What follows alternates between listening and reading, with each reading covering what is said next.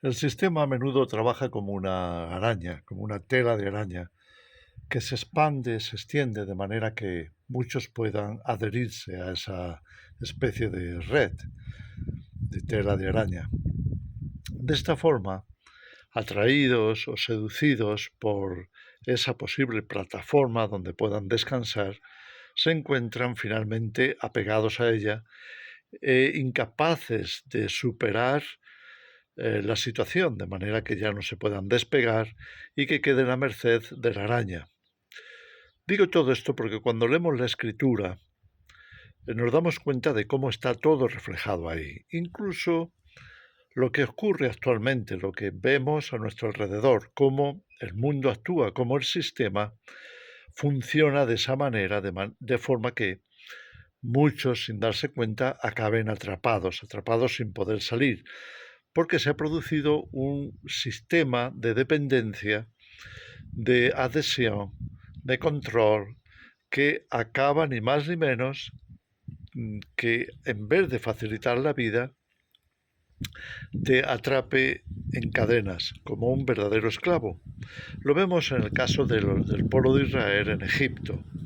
Ya sabemos el trasfondo de la historia, que José, que había pues ayudado al faraón a saber qué hacer en el caso de que viniera una gran sequía, tal y como estaba anunciado en su sueño, pues se propone que va a hacer todo lo posible con la dirección de Dios para paliar esa situación, esa necesidad. Es así como funciona la historia. Entonces, ¿qué va a ocurrir? Va a ocurrir que el pueblo de Israel finalmente, por la sequía, por la escasez, por el hambre que se avecina, van a ir todos, van a acudir a Egipto y van a quedar bajo el amparo de José. Bien, pero ¿qué va a pasar después? Entonces vemos en los versículos que se desarrollan en el capítulo 2 de Éxodo, perdón, en el capítulo 1 de Éxodo, vemos cómo nos presentan un patrón, diría yo, un modelo, en el que descubrimos cómo la gente, cómo las almas, cómo las personas quedan atrapadas en una situación como Egipto que podríamos perfectamente comparar con el sistema de hoy. Yo creo que Dios dejó que esto pasara y esto quedara registrado precisamente para alertarnos a nosotros, para que nos diéramos cuenta de cómo funciona esta trampa.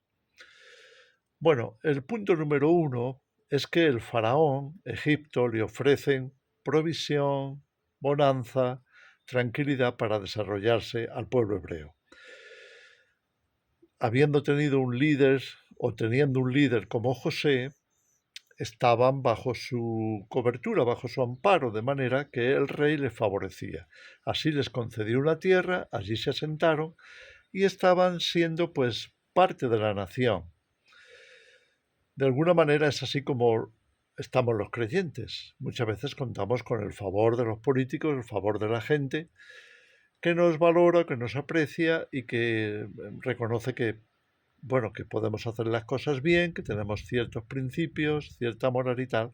Y allí, como dice el versículo 7, el pueblo de Israel se multiplicó, fructificó y logró tener esa tierra que les proveía de todo lo necesario. Ahora, el punto número 2 es que tarde o temprano llegó el cambio político. ¿A qué se refiere? Se refiere, que nos dice el versículo 8, que se levantó un nuevo rey que no conocía a José. Un momento, que está habiendo mucho viento y tormenta. Entonces, ¿qué va a ocurrir? Bueno, lo que va a ocurrir es que, trasladándolo a nuestra situación actual, pues también vienen cambios políticos, entra otra gente que no conoce a José, no tiene relación con los creyentes, no tiene relación con ninguna forma de fe. Podríamos considerarlos a los políticos ateos o agnósticos, o que no piensan en tener ninguna relación con el pueblo de Dios. ¿Y entonces qué va a pasar? Bueno, pues lo que vemos en el versículo 8, que al levantarse un rey que no conocía a José, comenzó a sospechar. Esto nos lleva al punto número 3. Es decir, empezaron los temores y empezó la división entre el mundo, entre Egipto y el pueblo hebreo o los creyentes, para poner la comparación.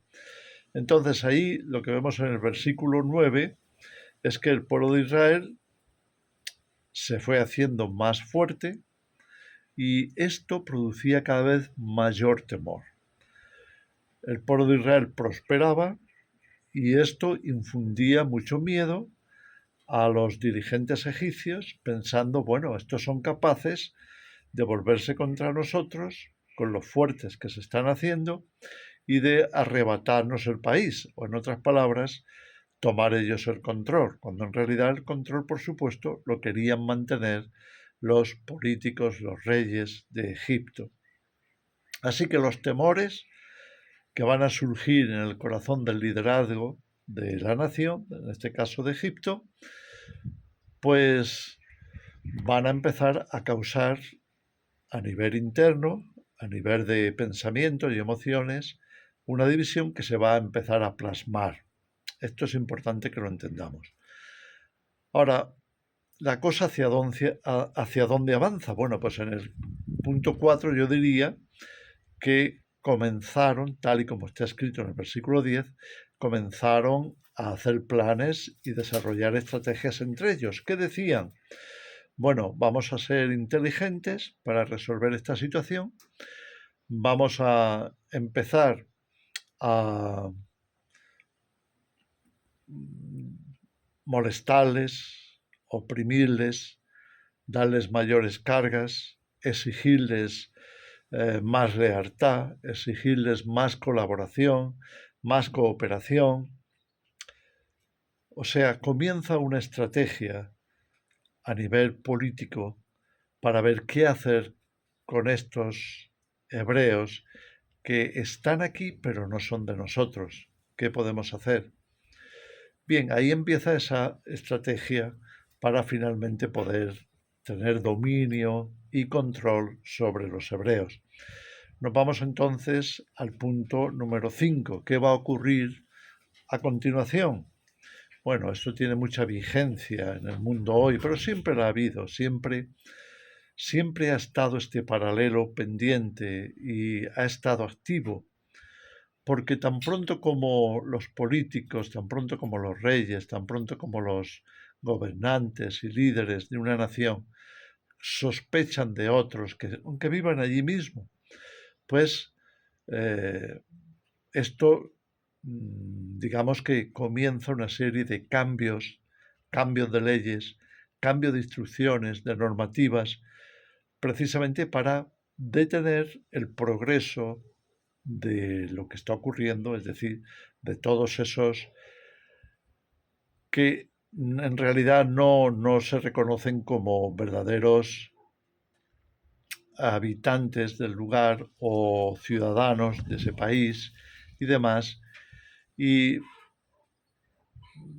bueno, tarde o temprano va a haber que delimitar sus actividades y va a haber qué hacer porque el temor está ahí presente. Es decir, tenemos miedo de lo que puedan hacernos en el futuro. Es un sentimiento natural que en este caso se va a traducir en algo contra el pueblo de Dios, es decir, algo contra los creyentes. Y así lo vemos en el paralelo que estamos estudiando en Egipto con sus reyes y lo que ocurre o lo que nos puede ocurrir hoy. Entonces, por supuesto, ellos tienen planes de dominación. ¿Y cuál va a ser la estrategia? Pues ponerles inspectores de Hacienda, recaudadores de impuestos, empezar a subir impuestos. Todo eso pertenece al punto número 5, es decir, va a venir una opresión económica, una presión social, una presión laboral, una presión, como vemos, a varios niveles, con el fin de reducirle las fuerzas al pueblo hebreo. Es decir, en el fondo de lo que se trata es de debilitarlos. procurar que no se hagan fuertes económicamente, que no sigan avanzando en su influencia social, impedir que no puedan prosperar y no puedan cumplir cualquier objetivo que pudieran tener posteriormente. Ahí estaba el temor. Y entonces las normas comienzan por ahí. Vamos a oprimir al pueblo, vamos a hacérselo más difícil, vamos a evitar que tengan una economía fuerte y demás. Entonces, esto que vemos en el versículo 11, lo pueden mirar en Éxodo 1, todo esto que está ahí en operación lo podemos comprobar. Si somos capaces de hacer un análisis actualizado, lo podremos comprobar con lo que en realidad ocurre hoy. Nos dice la Escritura que el mundo entero está bajo el maligno, pero comienza diciendo: nosotros somos de Dios.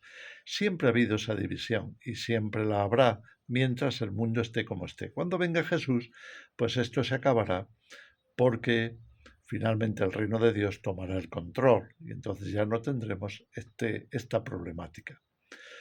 En el punto 6 vemos cómo la política, los políticos, cuando no resuelven estas cuestiones, lo que ocurre es que el temor sigue aumentando, se ponen más duros, se enemistan más, reúnen más sospechas y comienza algo así como una estrategia de mayor opresión y dureza. Eso es lo que vemos en el versículo 12. Dice que cuanto más los oprimían, más fuerte se hacía el pueblo hebreo, porque luchaban más, les obligaban a luchar más, a trabajar más duro, a esforzarse más, y esto lo único que estaba haciendo era fortalecerles, darles más capacidad, con lo cual el temor dentro de los políticos, dentro de los gobernantes, seguía creciendo, seguía aumentando. Así que las cosas no parecían que se iban a resolver de esta forma. En el punto número 7, lo que observamos es que, bueno, para paliar ese temor, para deshacerse de esa inquietud que tenían, pues van a volverse todavía más duros, lo van a hacer todavía más difícil. Lo van a, algo así como, van a tratar de impedir que el crecimiento que están viendo, observando o experimentando en sus vecinos, en el pueblo hebreo, pues se reduzca de una forma drástica. ¿Y cómo lo van a hacer? Bueno, pues en ese versículo 13 lo que vemos es que van a llegar prácticamente a transformarlos en esclavos. Es decir, el punto número 7 es el punto en el que llegamos al punto álgido de todo lo que el pueblo de hebreo estuviera temiendo, es decir, que ya no pudieran ser libres, que ya no pudieran tomar sus propias decisiones, que ya no pudieran avanzar, ya no pudieran cumplir sus objetivos, ya no pudieran desenvolverse de una forma normalizada dentro de Egipto, dentro de ese sistema, sino que la presión iba a ser tanta, el trabajo iba a aumentar tanto, los horarios se iban a extender, de manera que iban a ser reducidos a esclavitud total y completa, porque no tenían tiempo de nada más, solamente de trabajar para los gobernantes, trabajar para los reyes. ¿Sabes? Cuando se aumenta tanto la imposición de los impuestos, es decir, la recaudación, cuando se aumenta tanto la presión por el trabajo, la carestía de la vida, todo eso que vemos a nuestro alrededor en este mundo, lo único que hace es reducir a las personas a la esclavitud, por la sencilla razón de que no les va a quedar tiempo de hacer nada más. No van a poder tener lo que antes tenían, no van a poder comprar como antes compraban, no van a poder disfrutar de lo que antes disfrutaban y en realidad no les va a quedar ninguna forma de recreo, de, en fin, relajarse, relacionarse entre ellos, visitarse unos a otros, poder salir y tomarse sus días libres o su tiempo para lo que en realidad les llena o les motiva, ya no lo van a poder tener. Si quieres saber qué pueblo es más esclavo, pues ahí están. Son aquellos que ni pueden tener, ni pueden conseguir, ni pueden lograr nada, porque han llegado a un régimen estricto que controla su tiempo, controla sus provisiones, controla toda su vida. Tienen un control absoluto del que no pueden escapar. Entonces, a partir del punto número 8, con el que vamos a terminar, sería cómo acaba todo esto. Cómo descubrimos que tenemos un enemigo que antes era un amigo. Podrían ser los políticos, podrían ser los gobernantes. En este caso, en el caso del pueblo hebreo en Egipto, pues realmente los gobernantes que conocían a José todavía conservaban un grado de amistad, de agradecimiento al pueblo hebreo. Pero ¿qué va a ocurrir? Que una vez que se han olvidado de eso, empiezan los temores, las sospechas, empieza la opresión, empiezan los impuestos y finalmente se va a llegar a un punto de no retorno. Es así como llegamos al final de esta historia de esclavitud. Bueno, al final de lo que queremos expresar en esta tarde, que es cómo uno acaba en el sistema. Acaba totalmente preso y oprimido. ¿Y cuál sería ese punto final? Bueno, pues el punto final o el punto culminante de la esclavitud, de ese periodo de progreso hacia la pérdida total de libertades y derechos, ocurre cuando el rey de Egipto, el gobernante, decide que tiene que aniquilar al pueblo. Aniquilar a todos los que puedan ser una amenaza. Y es así como ordena a las parteras que cuando vean que nace un varón, lo eliminen. Algo muy parecido a lo que ocurre hoy, ¿no te parece? Seguro que estás encontrando el paralelo. La aniquilación es el resultado de que los temores de que los demás son más nos podrían quitar el poder, podrían acabar con nuestros privilegios y demás, pues hay que superarlo con medidas, hay que superarlo con leyes, hay que superarlo con presión, con opresión y demás. Y finalmente hay que aniquilar. Y esto es lo que estaba pasando con las medidas que tomaron cuando deciden que todo varón sea aniquilado, todo varón hebreo sea aniquilado. Eso nos pone en contacto con la persecución, nos pone en contacto pues con, incluso si miramos a futuro, miramos en un futuro cercano, porque cada vez lo vemos más cerca, lo vemos llegar de una forma más completa, que es la marca de la bestia.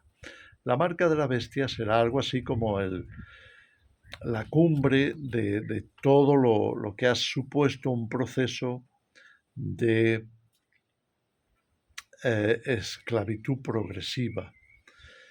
Y esto es lo que vemos en Apocalipsis 13. El pueblo en general va a tener que aceptar una identidad de adherencia absoluta al gobierno, a la dirección impuesta desde las élites en caso de seguir persistiendo en esa amenaza, la aniquilación.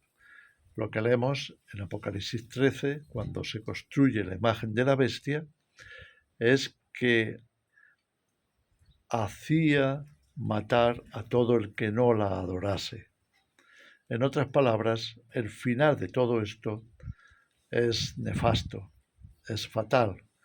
Con lo cual tenemos que tener mucho cuidado, prestar mucha atención, porque cuando hablamos de salir de Egipto o dejar atrás el sistema, estamos haciéndolo, diciéndolo, preparándonos, porque ya estamos llegando hacia el final de ese proceso. Y antes de que venga la aniquilación señalada en Apocalipsis 13, es conveniente que nos hayamos preparados para salir al desierto, que estemos preparados para no mirar atrás, para escapar de esa influencia nefasta y para poder sobrevivir hasta llegar a la tierra prometida. En fin, os dejo esta reflexión, espero que os ayude, y aquellos que tienen miedo, pero ¿por qué vamos a salir si aquí tenemos todo lo que necesitamos? Y acordaos que hay una forma de esclavitud a la que quizá te hayas adaptado sin darte cuenta, porque ha venido de forma progresiva y ya te tiene atrapado. Piensa en ello, reflexiónalo y mira a ver cuál sería la mejor actitud a adoptar. Piensa en ello. Que el Señor os bendiga.